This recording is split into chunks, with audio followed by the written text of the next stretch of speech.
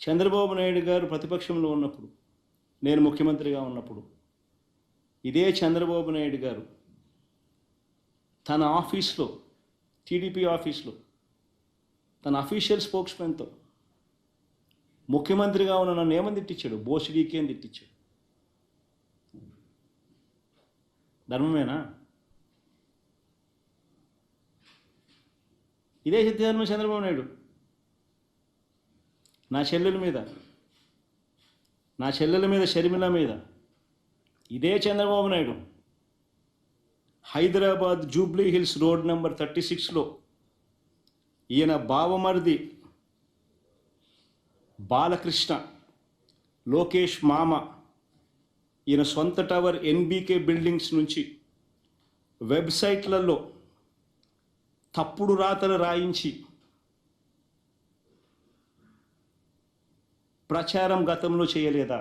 మనం చేసిన తప్పు ఇది ఒక ఛాన్స్ అని. అప్పుడు ఎట్లా ఉంటుంది? గారద బొమ్మనికేళ కస్తూరి తిలకమ్ము, మరకటమ్మనికేళ మలై జంబు, శార్దులమ్మనికేళ శుష్కర పూబంబు, సోకరమ్మనికేళ సూతఫలము, గుట్లగోపకేళ కుండలములు, మహిషానికేళ నిర్మలమైన వస్త్రములు, బకసంతతికేళ పంజరము, మన రాష్ట్రానికేళ ఈ సీఎం జగన్. అది అందరూ ఆలోచన కాదు, ఏంటి ఆలోచించమని అడిగేది. ఇది మీ బాధ్యత, మీ రాష్ట్రాన్ని మీరు కాపాడుకోవాల్సిన బాధ్యత. మరో తరాన్ని, ఒక తరం కాదు. ఇవాళ రాష్ట్రం కుంటిపడిపోయింది. ఇవాళ ఈ 9 లక్షల కోట్ల రూపాయలు అప్పు తీర్చాలి. పోలవరం ఊసిలేదు.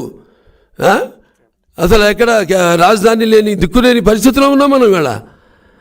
అసలు ట్యాక్సులు, ప్రతి దాని మీద ట్యాక్సు, రేట్లు పెంచేయడం, డీజిలు, పెట్రోలు, ఇంటి ట్యాక్సు, చెత్త ట్యాక్సు, రేపు ఎన్నెన్ని మనం ఏదోడో విద్యుత్ శాఖ మీద కేసు వేసాడంట.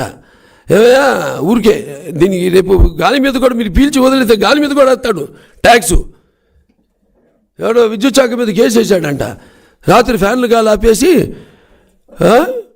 మాకు ఊపిరి రాకుండా చేసి మా ప్రాణవాయువులను ఆపేసి హత్యా ప్రయత్నం చేస్తుంది విద్యుత్ శాఖ అనేసి అంట. అట్టా ఉంది ఇప్పుడు వాళ్ళ పరిస్థితి. రేపు మళ్ళీ ఎన్నుకున్నారా?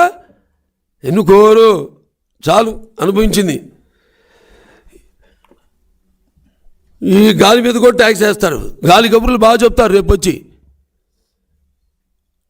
ఇవన్నీ దృష్టిలో పెట్టుకోండి.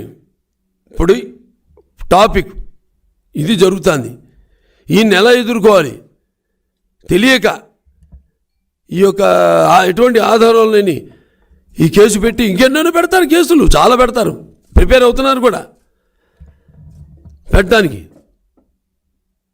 ఎటువంటి ఆధారాలు లేని అసలు చట్టాలను కూడా అతిక్రమించి ఎలాగైనా చెప్పాగా. ఒక 10 నెలల్లో ఉన్నాను. ఎవరు కాంగ్రెస్ ప్రభుత్వం ఉన్నప్పుడు జరిగింది ఇది. సరే ఏ ప్రభుత్వాన్ని కాదు, ఇది ఎన్ని ఉన్నాయి ఇతని మీద కేసులు? 30 కేసులు ఉన్నాయి, 10 ఈడీ కేసులు ఉన్నాయి, 20 వేరే కేసులు ఉన్నాయి, జరుగుతూనే ఉన్నాయి. 10 ఏళ్ళ నుంచి విచారణ. ఇక బెయిల్ మీద తిరుగుతున్నాడు. ఇవాళ విదేశాలకు వెళ్ళాడు. ఎందుకు వెళ్ళాడు ఎవడు తెలియదు. పొద్దున వస్తే ఇంకో 10 రోజులు పడుతుంది హ్యాంగ్ ఓవర్ బయటపడడానికి. ఇప్పుడు అదేగా ఆ పరిస్థితిలో ఉంటాడు కదా బయట. ఇందాక చెప్పాక అభివర్ణించాగా అద్భుతంగా. మురిగే కుక్కలు మురుగుతాయి, వాటి పట్టించుకోను. అతిక్రమిస్తే మాత్రం ఎవరిని వదిలే పని లేదు. అది కూడా చెప్తున్నాను ఇవాళ.